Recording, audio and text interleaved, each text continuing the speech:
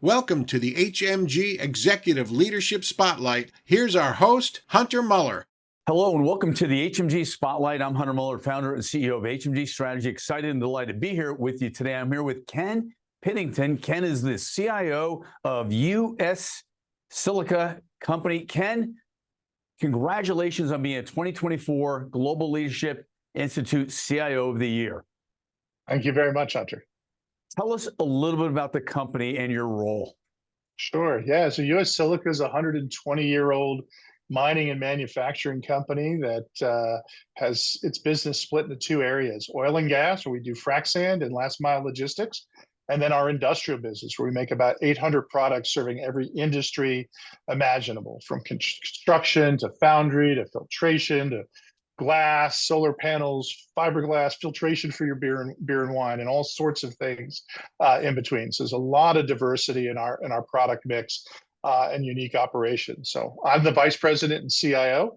I own all the operational and information technology to support all of those operations here in the US and our sales globally. Ken, when you think about it, leadership matters more than ever. In 2024, HMG Strategy is studying global visionary leadership. How would you characterize your leadership style and what matters most now? Yeah, I've always described myself as a servant leader and an authentic leader. And I think you kind of blend those two together, really embodies who I am as a leader and what's helped me be successful. And obviously, as things change and evolve throughout time, each organization's culture and needs are different. I've been able to adjust to continue to provide that leadership value, that visionary thought and opportunities to the organization, leveraging that foundation of servant and authentic leadership. But I think there's a greater need, as you think about leadership, to have that strategic foresight now more than ever.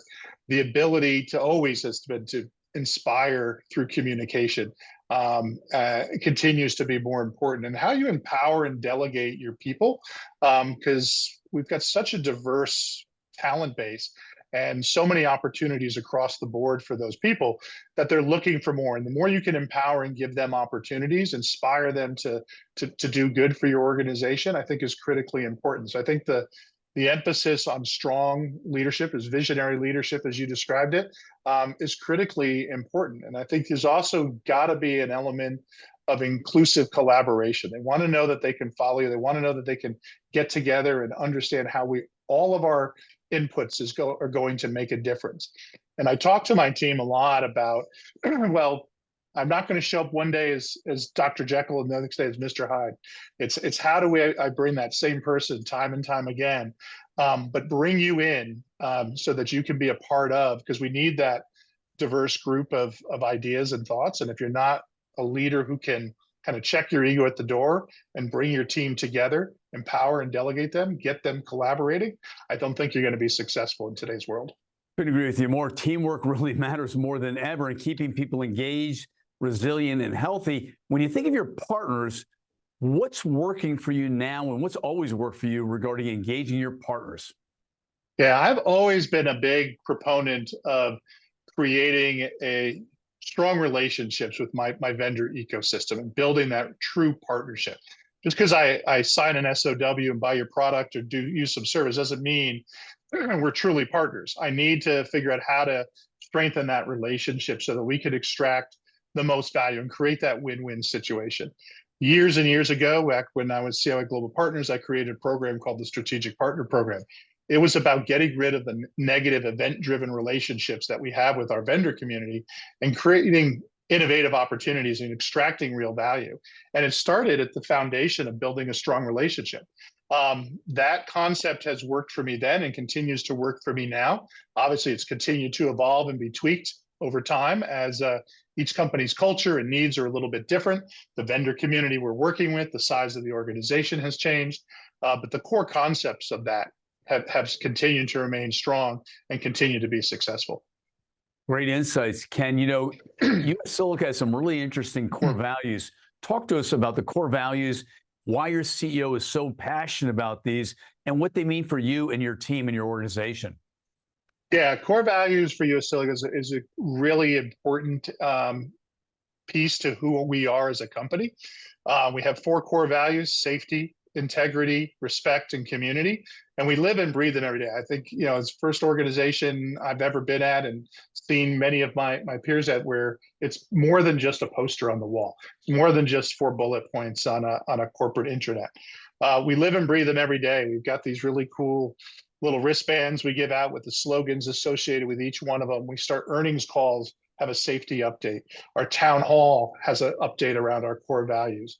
We encourage on the core value of community, everybody getting out there and participating in the communities we operate in around the country, and being involved with our neighbors for the good of our organization, for the good of those people. In many cases, we're one of the top employers in those locations. So these are our people, these are our families, and we're getting out there and doing things, whether it's helping build a baseball field, or it's backpacks for kids at school, or taking kids on a fishing trip. It's doing something. It doesn't matter whether you're out in the field or you're in a corporate office. Everybody's encouraged to do that.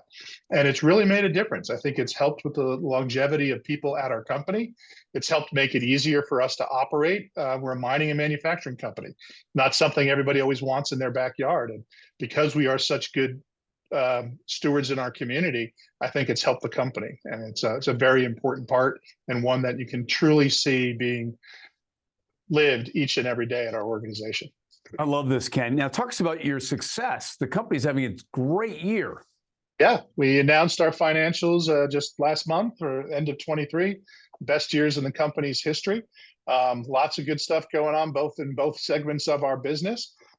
We've done a lot of new projects. We've grown as an organization in many different ways. So it's been really exciting. It's been nice to see technology having a big part, playing a big role in that.